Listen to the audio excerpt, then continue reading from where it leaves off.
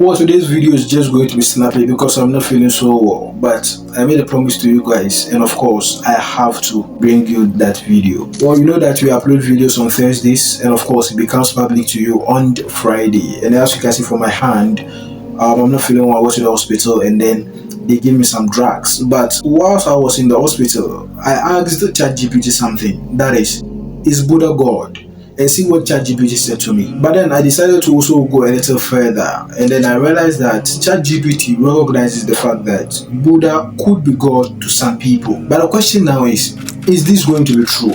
Well, in today's video, we are going to dive into this question, and of course we are going to break it down, but not in detail because I don't have all the information.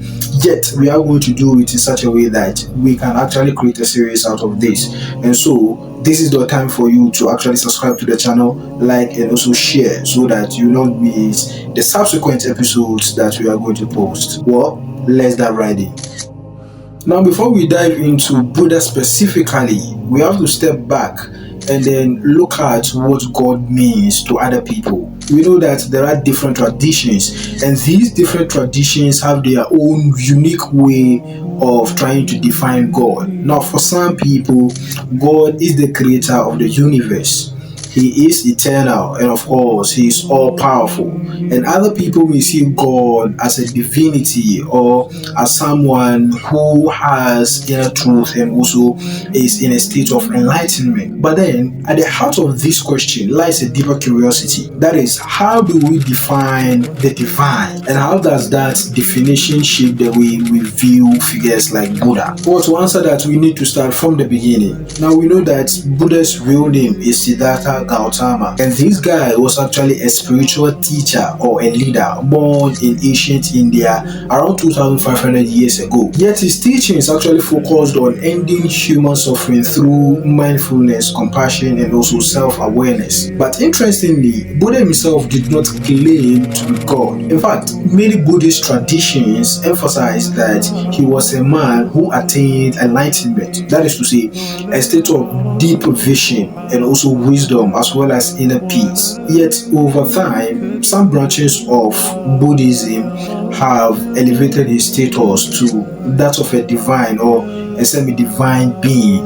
But then religions and philosophies actually offer a diverse perspective on who or what God is. For example, in Christianity, we know that God is often known as someone who is loving. He is the creator of the 7 universes, and also he became human through Jesus Christ. In Islam, we know that God is eternal, He is incomparable, and of course, He is beyond human limitations. In Buddhism, on the other hand, the concept of divinity varies widely, because some schools of thought don't focus on a creator God, but instead they view enlightenment as the ultimate goal. And so from a broader perspective, we can say that divinity often reflects the deepest values of a culture or a faith, that is, of a people. And it is actually fascinating to see how different traditions or different religions actually approach this idea.